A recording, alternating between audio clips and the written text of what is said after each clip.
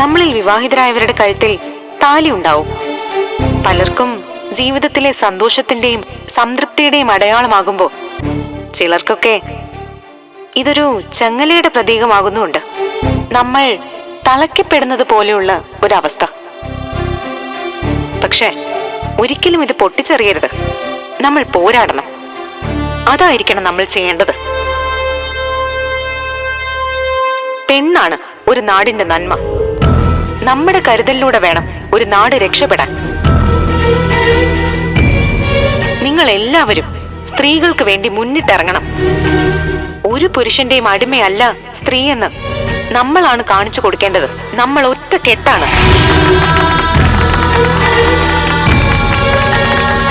അതുപോലെ തന്നെ സ്ത്രീകളുടെ കാര്യത്തെക്കുറിച്ച് പറയുകയാണെങ്കിൽ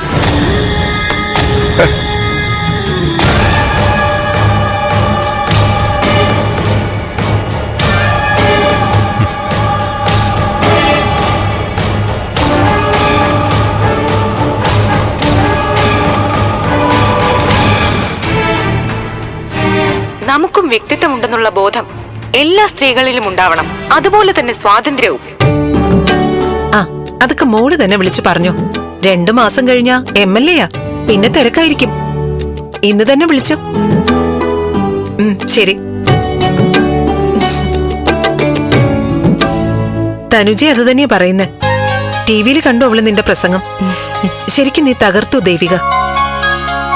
ഇതുവരെ നിന്നോടുണ്ടായിരുന്നത് സ്നേഹമായിരുന്നെങ്കിൽ ഇന്നലെ മുതൽ അത് ബഹുമാനവും ആരാധനയൊക്കെ ആയി മാറി. അയ്യോ, അങ്ങനൊന്നും പറയില്ല ആന്റി. ഞാൻ നിന്നെ വെറുതെ പുകഴ്ത്തൊന്നുമല്ല, ഹൃദയത്തിൽ തട്ടി പറയാ. ധാരാളം പ്രശ്നങ്ങൾ, പ്രത്യേകിച്ചും രാഷ്ട്രീയ പ്രശ്നങ്ങൾ കേട്ടിട്ടുള്ള ആളാ ഞാൻ. അതിലൊന്നും കാണാത്ത ഒരു പ്രത്യേകത നിന്റെ വാക്കുകളിൽ ഉണ്ടായിരുന്നു. വലിയ തയ്യാറെടുപ്പൊന്നും ഇല്ലാതെ നടത്തിയ പ്രസംഗം ആന്റി അത്. ഉദ്ഘാടനത്തിന് അരമണിക്കൂർ മുൻപാ ഞാൻ തന്നെ ഉദ്ഘാടനം ചെയ്യണമെന്ന അവസ്ഥ വന്നത്. അപ്പൊ മനസ്സിലുള്ളത് പൊടിപ്പും തൊങ്ങലും ചേർക്കാതെ പറയാൻ പറ്റി. 2 തരത്തിലാ ആ പ്രസംഗം എന്നെ സ്വാധീനിച്ചത്. 1, അതിലെ ആശയങ്ങൾ. 2, നീ എത്തപ്പെട്ട നില. അടുക്കള മാത്രമല്ല പെണ്ണിന്റെ ലോകമെന്ന് നീ തെളിയിച്ചു. മുമ്പ് ബാലു പൊതുജനങ്ങളോട് ആവേശത്തോടെ സംസാരിക്കുമ്പോ ഞാൻ ചിന്തിച്ചിട്ടുണ്ട്, എനിക്കെപ്പോഴെങ്കിലും ഇതുപോലെ പ്രസംഗിക്കാൻ പറ്റുമെന്ന്. എന്നെപ്പോലുള്ളവര് സ്വപ്നം കണ്ടിരുന്നത് നീ യാഥാർത്ഥ്യമാക്കി. മനസ്സുകൊണ്ട് തയ്യാറെടുത്ത ഒരാൾക്ക് എവിടെ വേണോ എത്താം. അതിനാണെന്നോ പെണ്ണെന്നോ വ്യത്യാസം ഇല്ലാന്നും നീ തെളിയിച്ചു.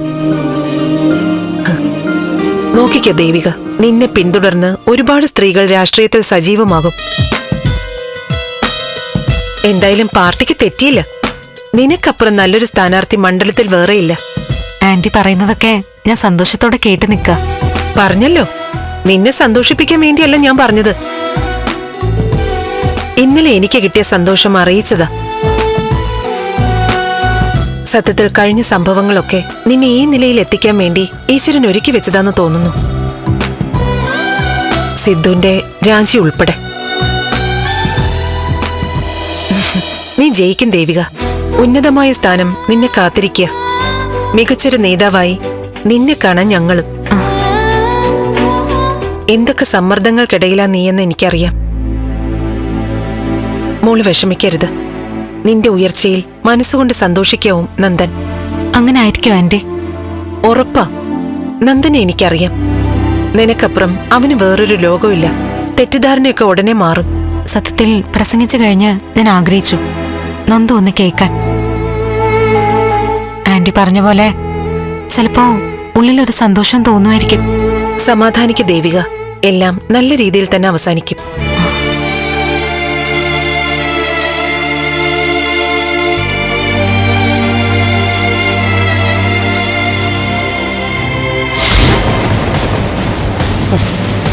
അവളീ പ്രസംഗിച്ചത് ആൾക്കൂട്ടത്തോടല്ല, എന്നോടും നിന്നോടുവാ.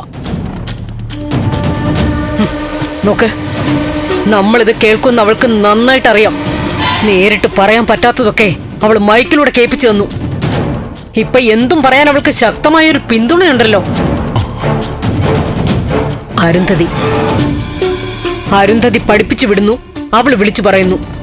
ഈ അരുന്ധതിക്ക് നമ്മുടെ കുടുംബത്തോടെ എത്ര പക? അതെനിക്ക് മനസ്സിലാവുന്നില്ല.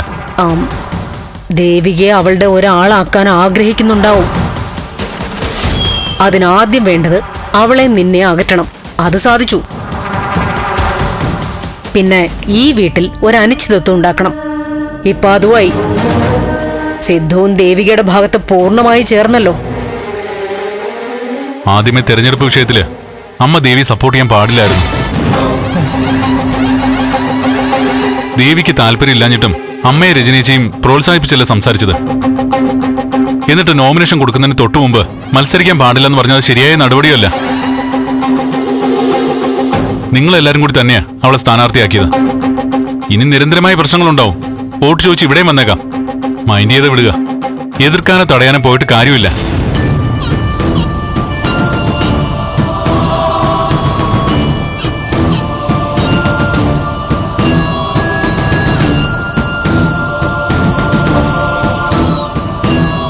അമ്മേ, അവള് പ്രസംഗിക്കുകയോ പ്രധാനമന്ത്രിയാകുകയോ എന്ത് വേണേ ആയിക്കോട്ടെ. എനിക്കതിലൊന്നും ഒരു വിഷമവുമില്ല. അമ്മയെ അവളെ ശ്രദ്ധിക്കാൻ പോണ്ട. ശ്രദ്ധിക്കുന്നില്ല. പക്ഷെ അരുന്ധതി, അവള് നമ്മുടെ പിറകെയുണ്ട്. അരുന്ധതിയെ സൂക്ഷിക്കുക തന്നെ വേണം. അവരെന്തിനാ പേടിക്കുന്നേ? അരുന്ധതി മേഡത്തിനെ ഞാൻ നോക്കിക്കോളാം. വേറെന്തെങ്കിലും വൈരാഗ്യം ഉണ്ടോ അവരുമായിട്ട്? ഇല്ലല്ലോ. ഇല്ല. എങ്കി വിട്ടേക്ക്. അവരോട് ഞാൻ ചോദിച്ചോളാം. ഒരവസരത്തിനു വേണ്ടി കാത്തിരിക്കാൻ ഞാൻ. നന്ദ, അവരോട് തർക്കത്തിനും ബഹളത്തിനും ഒന്നും പോണ്ട. എങ്ങനെയായിരിക്കും പ്രതികരിക്കാന്നറിയാൻ വയ്യ. എങ്ങനെയോ പ്രതികരിച്ചോട്ടെ, ഒക്കെ ഞാൻ നോക്കിക്കോളാം. എന്തായാലും അവള് ജയിക്കാൻ പോകുന്നില്ല. അതേ ഉറപ്പുവരാം.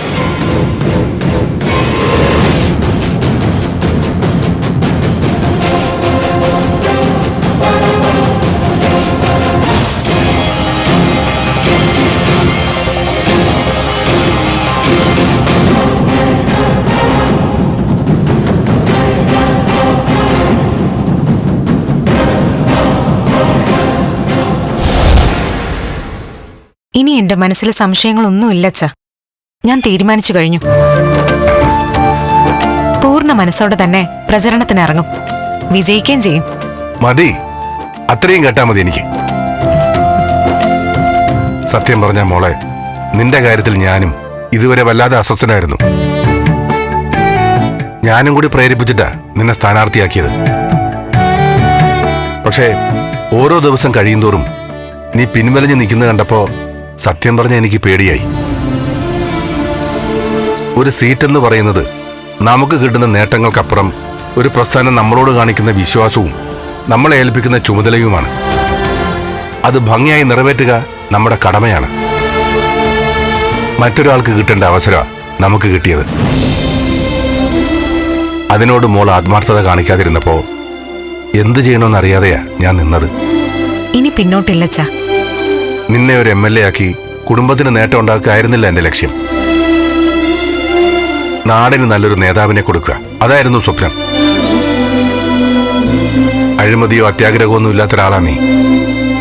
നിന്നെപ്പോലൊരാള് വേണം ജയിച്ച അസംബ്ലിയിലെത്താൻ. ത്യാഗരാജനെ പോലെ ചില പണച്ചാക്കുകൾ പ്രസ്ഥാനത്തിൽ നുഴഞ്ഞു കയറിയിട്ടുണ്ട്, അതറിയാം. മോളെപ്പോലുള്ളവർ വന്നാലേ ത്യാഗരാജന്മാരെ പുറത്താക്കാൻ പറ്റൂ. എന്തായാലും കാര്യത്തിന്റെ ഗൗരവം മനസ്സിലാക്കി മോള് മനസ്സുറപ്പിച്ചല്ലോ, അത് മതി. ഇനി നമുക്ക് ഉഷാറായി പ്രചരണം മുന്നോട്ട് കൊണ്ടുപോവാം. എനിക്കിതേ പെട്ടെന്നൊരു ഊർജം കിട്ടി. വാ, നമുക്ക് ഓഫീസിൽ കയറി പ്രസിഡന്റ് ഒന്ന് കണ്ടിട്ട് പോവാം. അച്ഛാ, ആ, അച്ഛനോട് ഒരു അനുവാദം ചോദിക്കാനുണ്ട്. എന്തനുവാദം?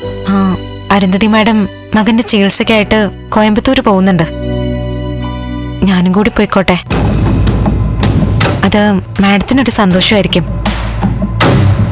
ഞാൻ കൂടെ പോവാനൊന്നും മാഡം പറഞ്ഞില്ല, എന്നാലും ചെന്നാ സന്തോഷാവും. എന്താ അച്ഛാ? അല്ല, മോളും നന്ദനും അഭിപ്രായ വ്യത്യാസം ഉണ്ടാവാൻ കാരണം ആ മാഡവും മകനുമല്ലേ? അല്ലച്ചാ, അത് എനിക്കെല്ലാം അറിയാം. മോള് കാര്യങ്ങളൊക്കെ പറഞ്ഞതാണല്ലോ, അതൊക്കെ അങ്ങനെയാണെന്നും അറിയാം. എന്തായാലും മോള് നന്ദനോടൊന്ന് പറ. കൂടുതൽ തെറ്റിദ്ധാരണകൾ ഉണ്ടാക്കുന്നത് ഒഴിവാക്കാം. തുറന്നു പറയുമ്പോ നന്ദനും ചിലപ്പോൾ സന്തോഷാവും. എത്രയും പെട്ടെന്ന് തന്നെ അഭിപ്രായ വ്യത്യാസങ്ങൾ തീർക്കേണ്ടത് അത്യാവശ്യ. അറിയാലോ, ഇലക്ഷൻ സമയ അപവാദങ്ങൾ പറഞ്ഞുണ്ടാക്കും, പ്രചരിപ്പിക്കും. എന്തായാലും മോള് നന്ദനെ ഒന്ന് വിളിച്ചു പറ. ഞാൻ പറയാച്ച. ഞാൻ പ്രസിഡന്റ് റൂമിൽ കാണും.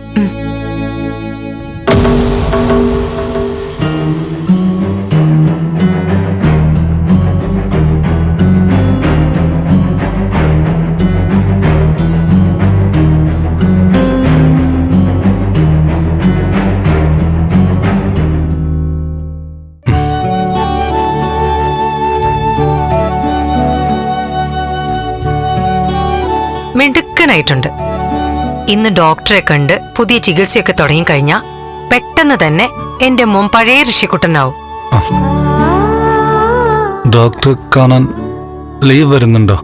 ദേവിക വരാന്ന് പറഞ്ഞതാ, പക്ഷെ അമ്മ തന്നെ വേണ്ടാന്ന് പറഞ്ഞു. ഒന്ന് രണ്ട് കാര്യങ്ങളുണ്ട്. ഒന്ന് ദേവിയുടെ തിരക്ക്.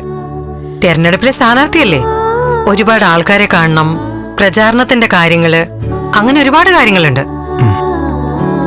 പിന്നെ ദേവിക നമ്മുടെ കൂടെ വന്നു എന്നറിഞ്ഞാ ആ ചേട്ടന് ചിലപ്പോ വീണ്ടും ദേഷ്യം വരും. ദേവിക പാവല്ലേ, നിന്നൊരു സഹോദരനെ കണ്ടല്ലേ അവള് കൂടെ നിന്നതും ശുശ്രൂഷിച്ചതും. അത് തെറ്റിദ്ധരിച്ച അന്നത്തെ പ്രശ്നങ്ങള്.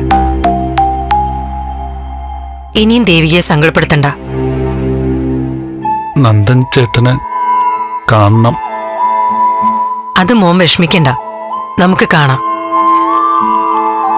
ആ ചേട്ടൻ മോന്റെ അടുത്ത് വരും, ഉറപ്പാ. ആര് വന്നു? അമ്മ നോക്കട്ടെ.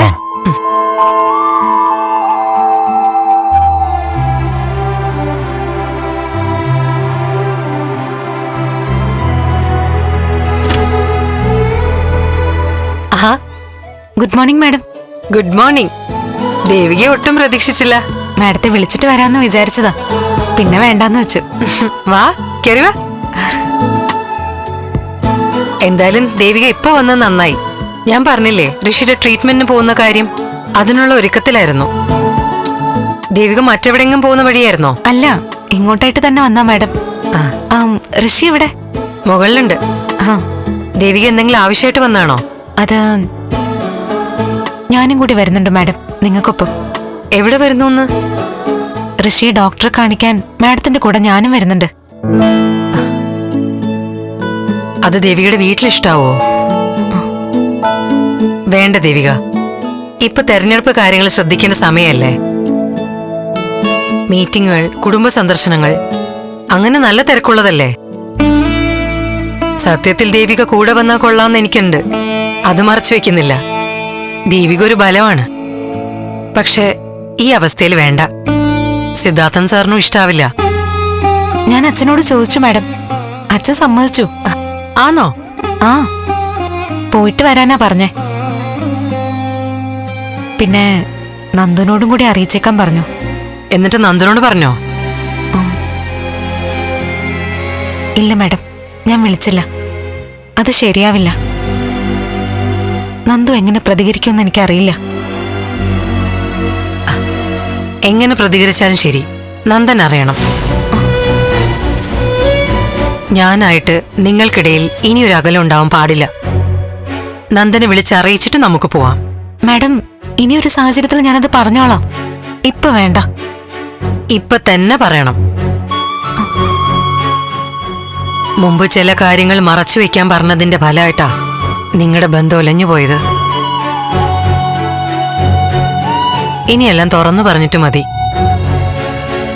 ദേവിക വിളിച്ചു പറയ്, എന്നിട്ട് തീരുമാനിച്ചാ മതി.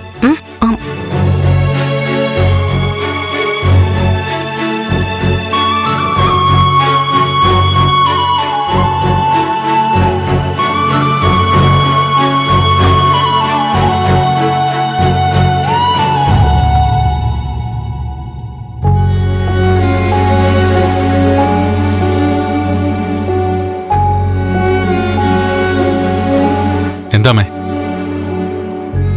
ഈ ലോകത്ത് ഞാനിപ്പോ ഒറ്റപ്പെട്ട അവസ്ഥയില. എന്റെ വാക്കുകൾക്ക് വില കിട്ടുന്നില്ല. എന്റെ വിഷമങ്ങൾക്ക് ആരും ചെവി തരുന്നില്ല. അമ്മ അങ്ങനൊന്നും പറയാതിരിക്കെ. ഞാൻ കാര്യമായിട്ടാ പറഞ്ഞേ. നിനക്കും എന്നെ പൂർണ്ണമായിട്ട് മനസ്സിലാവുന്നില്ല. അമ്മയും ദേവികയോട് പിന്മാറാൻ പറയണമെന്ന് ഞാൻ നിന്നോട് ആവശ്യപ്പെട്ടു. എന്നിട്ട് നീ എന്തു പറഞ്ഞു? അവള് പ്രസിഡന്റോ പ്രധാനമന്ത്രിയോ ആവട്ടെ, നമ്മൾ ശ്രദ്ധിക്കാൻ പോകണ്ടാന്ന്, അങ്ങനെയല്ലേ? അതെ, അമ്മയ്ക്കൂടി വേണ്ടിയിട്ടാ ഞാൻ അങ്ങനെ പറഞ്ഞേ. അവളെ അവളുടെ വഴിക്കങ്ങ് വിട്ടേക്കണം. അപ്പൊ പിന്നെ നമ്മുടെ മനസ്സ് വിഷമിക്കണ്ടല്ലോ. ഈ രീതിയിലാണെങ്കിൽ പിന്നെ ലോകത്തെ എല്ലാ കാര്യങ്ങളും എളുപ്പമായല്ലോ. മനസ്സിൽ നിന്ന് എല്ലാത്തിനെയും നമുക്ക് തോന്നും പോലെ പറഞ്ഞയക്കാൻ പറ്റുമോ? എന്റെ ഉള്ളിലെ വെപ്രാളം നിങ്ങൾ ആരും കാണുന്നില്ല. വേണ്ട, എനിക്ക് ആരുടെയും പിന്തുണ വേണ്ട. ഭർത്താവും മക്കളും മരുമക്കളും ആരുടെയും വേണ്ട. അമ്മ പ്ലീസ്, ദേവി നോമിനേഷൻ കൊടുത്തു കഴിഞ്ഞു. ഇനി പിന്മാറുന്ന കാര്യമൊന്നും നടക്കില്ല. അമ്മ അതാലോചിച്ച് വിഷമിച്ച് ഓരോ അസുഖങ്ങൾ വരുത്തി വെക്കണ്ട. എന്നെ നോക്ക്, ദേവി എന്റെ ഭാര്യയെ.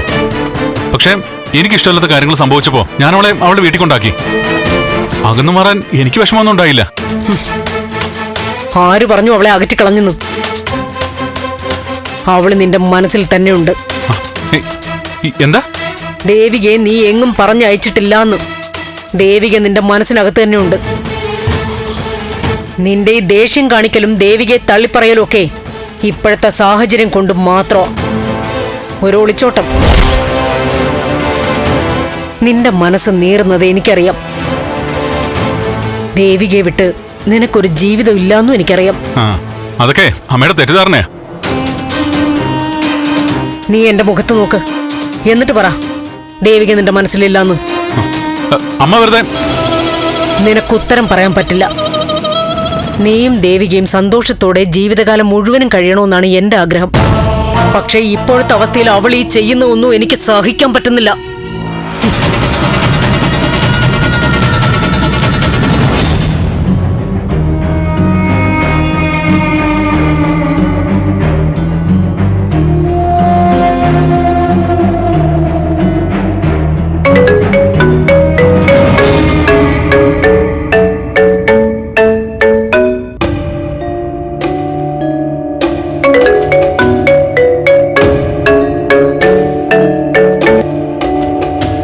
ഹലോ നന്ദു, ഇത് ഞാനാ. നമ്പർ ഡിലീറ്റ് ചെയ്തിട്ടൊന്നുമില്ല, അതുകൊണ്ട് പരിചയപ്പെടുത്തലൊന്നും വേണ്ട. കാര്യം പറഞ്ഞാൽ മതി. ഋഷിയുടെ ട്രീറ്റ്മെന്റിന് വേണ്ടി മാഡം കുറച്ച് ദൂരെ ഒരു ഡോക്ടറെ കാണാൻ പോവാ. ഞാനും കൂടി പോയിക്കോട്ടെ? ഓ, സമ്മതിച്ചു. നീ പക്ക രാഷ്ട്രീയക്കാരി തന്നെ. എന്താ നന്ദു? നീ നിന്റെ ഋഷിയോടൊപ്പം പോകുന്നുള്ള കാര്യം എന്നെ വിളിച്ചറിയിക്കണം. അതിന് കണ്ടുപിടിച്ച വഴി കൊള്ളാം. അനുവാദം ചോദിക്കൽ നാടകം. എന്താ നന്ദു ഇത്? അതെ, നീ എന്താ കരുതിയേ? ഋഷിയുടെ കൂടെ പോകുന്ന കാര്യം അറിയുമ്പോ ഞാൻ വെപ്രാളപ്പെടുമെന്നോ? എനിക്ക് പേടി വരുമെന്നോ? ഞാൻ വിഷമിച്ച് ദുഃഖഗാനം പാടി നടക്കുമെന്നോ? അതൊക്കെ പണ്ട്. രണ്ടുപേരും ഒറ്റ മനസ്സായിരുന്നപ്പോ. വിട്ടു നിൽക്കുന്നവർ എന്ത് ചെയ്താലും മറ്റേ ആൾക്ക് എന്താ? പിന്നെ കാണാൻ പോകുന്ന ഡോക്ടറോട് അഹങ്കാരത്തിന് വല്ല മരുന്നുണ്ടോ എന്നും കൂടി ചോദിക്കും. എന്നിട്ടത് വാങ്ങിക്കഴിക്കും. അതൊന്ന് കുറയട്ടെ. അനുവാദം ചോദിക്കാൻ വന്നേക്കുന്നു.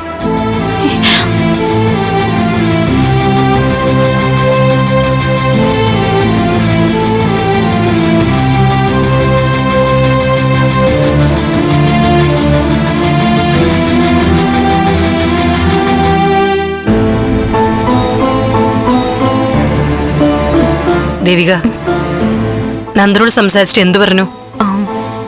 നന്ദു എന്തൊക്കെയോ പറഞ്ഞു. സാരില്ല മാഡം, നമുക്ക് പോവാം. വേണ്ട ദേവിക, എരുതിയില് ഞാനായിട്ട് എണ്ണ ഒഴിക്കില്ല. പറഞ്ഞില്ലേ, എന്റെ ഋഷി എനിക്ക് തന്നവളാ നീ. അതുകൊണ്ട് തന്നെ എനിക്ക് ഏറ്റവും വേണ്ടപ്പെട്ടവളായി കഴിഞ്ഞു നീ. നിന്റെ ജീവിതത്തിൽ വിഷമം വരാൻ ഞാൻ ഇനിയൊരു കാരണക്കാരിയാവില്ല.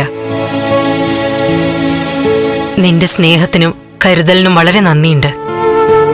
പക്ഷേ വേണ്ട മോളെ, നീ വരണ്ട. നിനക്ക് വേണ്ടിയാ ഈ പറയുന്നത്.